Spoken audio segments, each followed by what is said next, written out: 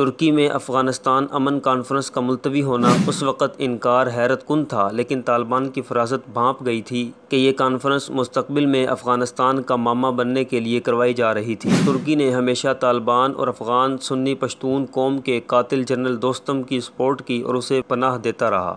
شاید وہ چاہتے ہیں کہ ترکی کے بیرونی مداخلت کی لسٹ میں اضافہ ہونا چاہیے، اس سے ترکی کو اقتصادی فوائد بھی حاصل ہوں گے۔ مطلب چند ٹکوں کی خاطر ترکی غیر ملکی افواج کے انخلاء کے دوحہ معاہدے سے انحراف کر رہا ہے۔ طالبان ترجمان ذبیح اللہ مجاہد نے کہا کہ تو میں واضح کر دوں کہ ترک افواج کو قابض فوج تصور کیا جائے گا اور ان کے خلاف کارروائی کی جائے گی۔ ترکی اپنے اس غیر منطقی اقدام سے روسی S-400 میزائل دفاعی نظام کے حصول کے بعد انقرہ پر عائد امریکی پابندیوں کو کم کرنا چاہتا ہے۔ اردگان بمقابلہ طالبان، امت کا نقصان، ترکی کے مقاصد کیا؟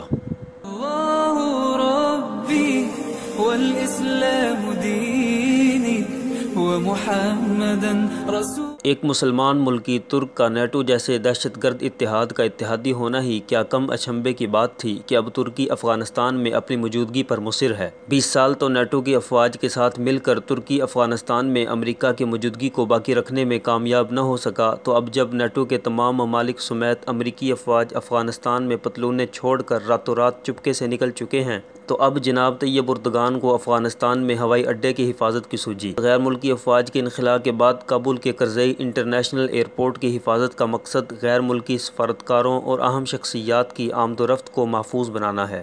ترک صدر رجب طیب اردوان نے 9 جولائی کو ایک بیان میں کہا تھا کہ ترکی اور امریکہ اس بات پر متفق ہو گئے ہیں کہ افغانستان سے واشنگٹن کی افواج نکلنے کے بعد ترک فورسز کے تحت کابل ایئرپورٹ کو کس طرح محفوظ رکھا جائے گا۔ ترکی اس طرح خود کو ایک نئی محافظ قوت کے طور پر پیش کرنا چاہتا ہے۔ ترک افواج عراق، شام، خلیج فارس، بحیرہ احمر اور افریقہ کی فوجی تنصیبات کے علاوہ قطر، صومالیہ، شمالی قبرص اور سوڈان وغیرہ میں بھی موجود ہیں۔ شاید وہ چاہتے ہیں کہ ترکی کے بیرونی مداخلت کی لسٹ میں اضافہ ہونا چاہیے، اس سے ترکی کو اقتصادی فوائد بھی حاصل ہوں گے۔ مطلب چند ٹکوں کی خاطر ترکی غیر ملکی افواج کے انخلاء کے دوحہ معاہدے سے انحراف کر رہا ہے۔ مزید یہ کہ ترکی اپنے اس اقدام سے امریکی خوشنودی بھی حاصل کرنا چاہتا ہے، چونکہ ترکی اور امریکہ میں تعلقات ماضی قریب میں کشیدہ رہے ہیں۔ یہ کشیدگی اس وقت بڑھی جب ترکی نے روس سے S-400 دفاعی نظام کی خریداری کی اور شام میں امریکی اتحادی کرد جنگجوؤں کے خلاف کارروائی کی۔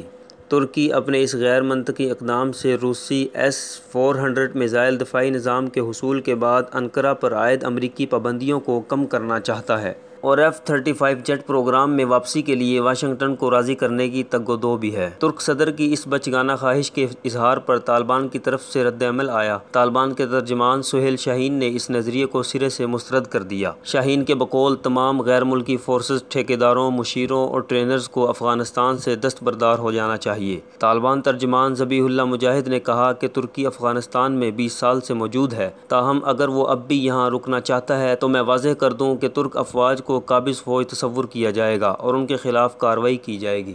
یہاں یہ بات واضح رہے کہ اپریل میں ترکی نے امن کانفرنس کی میزبانی کرنے کے لیے بائیڈن انتظامیہ کی درخواست کو قبول کیا تھا، لیکن طالبان کے اس کانفرنس میں شرکت سے انکار کے بعد اسے منسوخ کر دیا گیا تھا۔ ترکی میں افغانستان امن کانفرنس کا ملتوی ہونا اور افغان طالبان کا طویل مدتی اجلاس میں شرکت سے انکار سمیت اعلیٰ سیاسی قیادت کو نہ بھیجنا اس وقت انکار حیرت کن تھا، لیکن طالبان کی فراست بھانپ گئی تھی کہ یہ کانفرنس مستقبل میں افغانستان کا معمہ بننے کے لیے کروائی جا رہی تھی، جسے طالبان کی فراست مومنانہ نے ناکام بنا دیا۔ ترکی کا ٹریک ریکارڈ طالبان کے حوالے سے کچھ اچھا نہیں، کیونکہ ترکی ایک قوم پرست اسٹیٹ ہے۔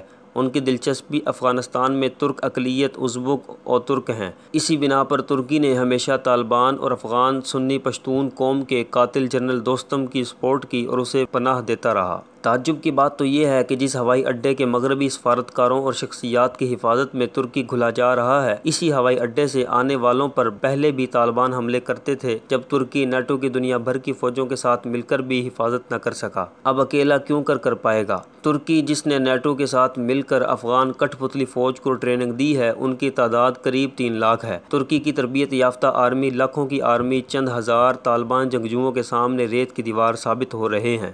تو ترکی کو ہوش کے ناخن لینے چاہیے اور افغانستان کو افغانوں کے لیے چھوڑ دینا چاہیے۔ امت مسلمہ کے لیے آپ کا 20 سال تک جارح ظالم افواج کا تعاون بھولا نہیں ہے۔ یہ تو طالبان کا ظرف ہے کہ وہ اس حوالے سے ابھی خاموش ہیں۔